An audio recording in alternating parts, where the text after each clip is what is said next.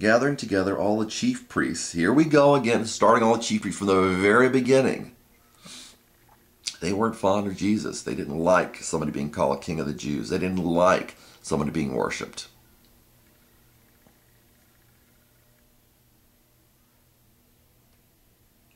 Gathering together all the chief priests and the scribes of the people, he inquired of them where the Messiah was born.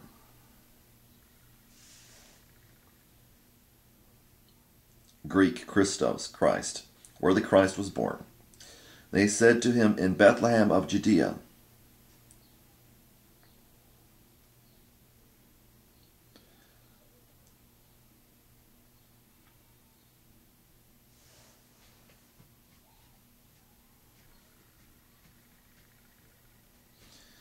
For this is what has been written by the prophet. So they were acknowledging Jewish prophets. You know, that was good men. They were good men. That was good men. And you, Bethlehem, land of Judah, are by no means least among the leaders of Judah.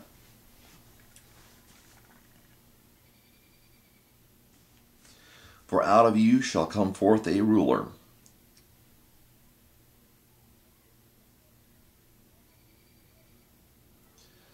They didn't get what kind of ruler he was at this point, because it says specifically, who will shepherd my people Israel.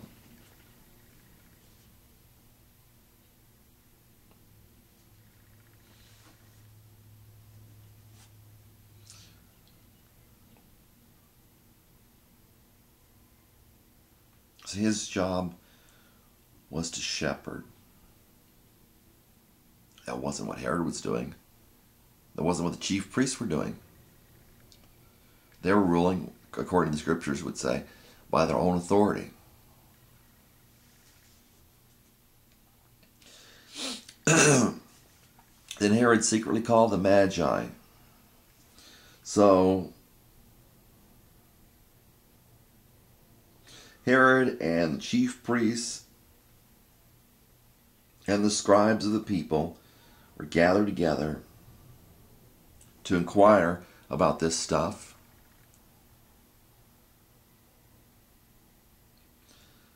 Then Herod wanted to exclude these people who were murderers, you know, as the Bible will say.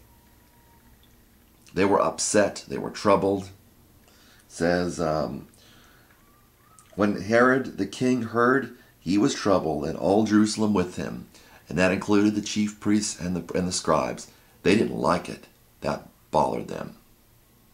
Bothered them from the moment he was a couple years old, perhaps.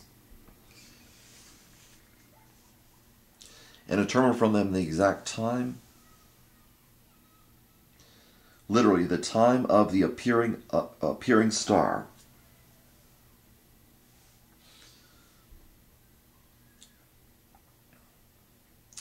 And he sent them to Bethlehem. Go ahead. I want you to do my work for me. And you do what's good. And we're going to take it and turn it into evil. We know how to handle this problem. You know, I'm the king of Israel. I don't want anybody to even teach against what we're teaching. You know, you're not going to teach anything differently. You're not going to gain popularity. We don't know what you're about, but you're not going to gain popularity. And we're going to put Herod's attitude and the chief priest's attitude and the scribes' attitude. We're going to put you down. Get you to blaspheme. Get you to say you blasphemed. Twist everything. Not listen. And we're going to take care of you. We can't get you this time. You escaped. We're going to try again. Even from the beginning, the chief priests and the scribes were against Jesus, because what had been prophesied over his life.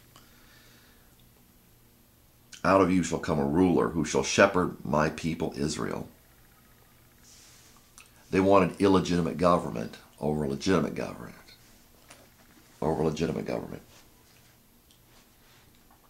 After hearing the king, and they're going on naive, all the world is beautiful, people don't do this, you know, this happens to most people, and some people, you know, they wouldn't do it.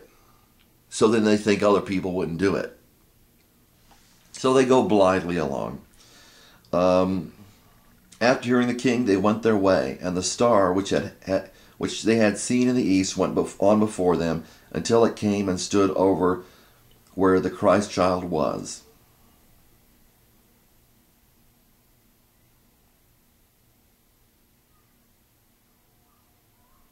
Oh, the exact time. I read this part here. And he sent them to Bethlehem and said, search and go and search carefully for the child. And when you have found him, or when you have found, there's no him apparently in the original text, report to me so that I may come and worship him. He's lying. You get that among people who, oh, I'm a Jew, oh, I'm a Christian, oh, I want to worship him too. And it's hard to know the depths of a man's heart. After hearing the king, and apparently believing this, because it took God to switch him on another path. After hearing the king, they went their way, and the star which they had seen in the east went on before them until it came to the place, until it stood over where the child was born. When they saw the star, the light's never good in here. When they saw the star, they rejoiced exceedingly with great joy. After coming into the house, so it stood over where the child was. So they saw the star again, it stopped. They rejoiced exceedingly with great joy. These were some... I wish to God we could find men and women like this today. But you're not going to, for the most part. Apparently you couldn't find it back then. All Jerusalem was upset. They had the wrong attitude. But these foreigners, and Jesus mentioned, that when he healed the lepers, the people that came back, he said, "Are there no one to come back, except for these foreigners?"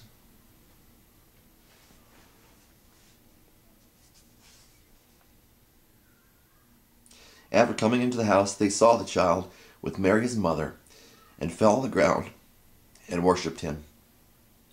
Then opening their treasures, they presented to him gifts of gold, frankincense, and myrrh. And having been warned in a dream not to return to Herod, the Magi left for their own country by another way. So they were warned. Apparently there was some danger there, and God intervened. Now when they were gone, behold, or I believe that's see. Now when they were gone, see, an angel of the Lord appeared to Joseph in a dream, another dream, and said, "Get up, take the child and his mother, and flee to Egypt. And remain there until I tell you, for Herod is going to search for the child to destroy him."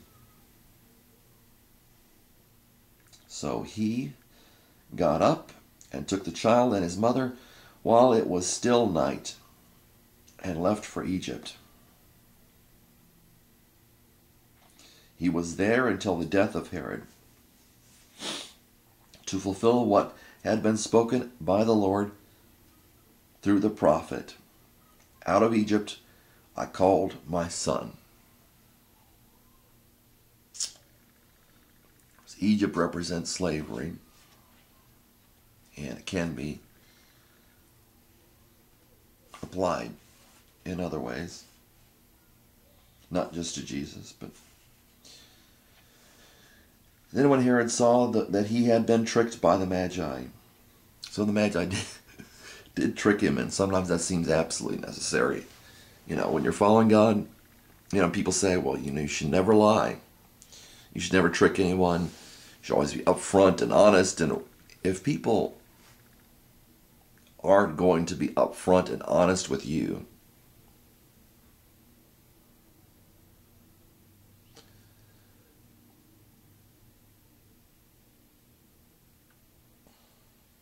Following God, is it okay to trick someone? I mean, they had been tricked by the Magi. All they did was leave and go home. He became very enraged. He's mad. Jesus hasn't done anything yet, and he's mad. And sent and slew all the male children who were in Bethlehem and all its vicinity, from 2 years old and under, according to the time which he had determined. So Jesus was 2 years old or under, according to the time which he had determined from the Magi.